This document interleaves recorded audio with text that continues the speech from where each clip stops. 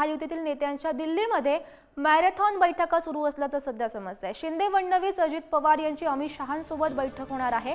दिल्लीमध्ये महायुतीच्या नेत्यांच्या राजकीय भेटी सध्या होणार असल्याची माहिती मिळते। राज्यातील विधानसभा निवडणुकांबाबतही रणनीती ठरवली जाईल।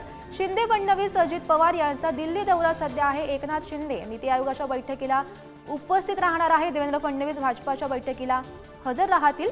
अजित पवार यांची बैठक भाजपाच्या ज्येष्ठ नेत्यांसोबत असणार आहे आणि महायुतीच्या तिन्ही नेत्यांची वेगळी बैठक होणार आहे। जागा वाटपाचा फॉर्म्युला ठरणार असल्याची सध्या माहिती मिळते। महत्त्वाची बातमी आपण सध्या पाहतोय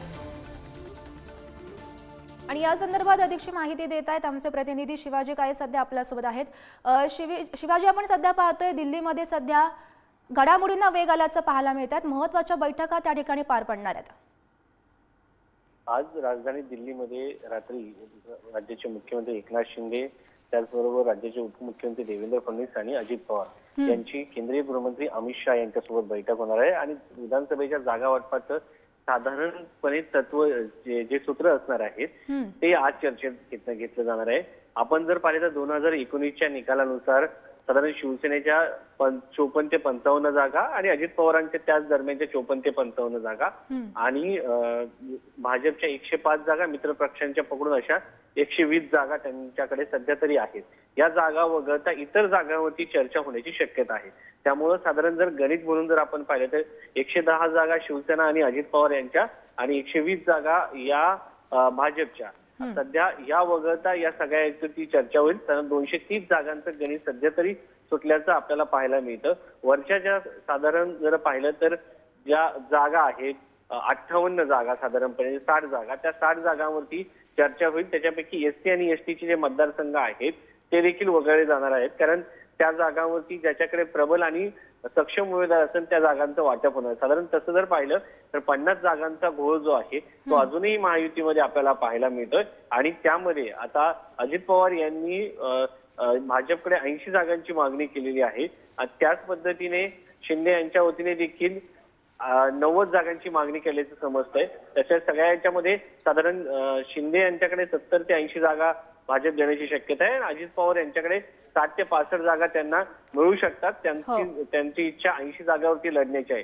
त्यामुळे आता या सगळ्या याच्यामध्ये साधारण सूत्र जे असते जागा वाटपाचं ते ठरवलं जाणार आहे। ज्याच्याकडे सक्षम उमेदवार तो उमेदवार दिला जाईल आणि एक समन्वय समिती जी आहे तीनही पक्षाच्या समन्वय राहावा यासाठी घेतली जाणार आहे आणि या समन्वय समितीमध्ये जाहिरातींपासून प्रचार मोहिमांपर्यंत कसं महायुती एकत्र आहे हे दाखवण्याचा एक प्लॅन त्यांच्याकडे असणार आहे आणि या प्लॅन नुसारच आता हे काम सुरू असणार आहे। एकंदरीत पाहता तीनही पक्षाने राज्यातील 288 जागांवरती लक्ष केंद्रित केलेलं आहे।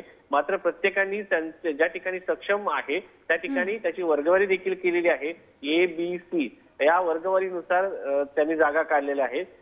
जी माहिती मिळत आहे साधारण शिवसेनेच्या 105 जागा आहेत की ज्यावरती त्यांनी त्या बाजूला काढलेल्या आहेत आणि या जागांची मागणी केली जाणार आहे।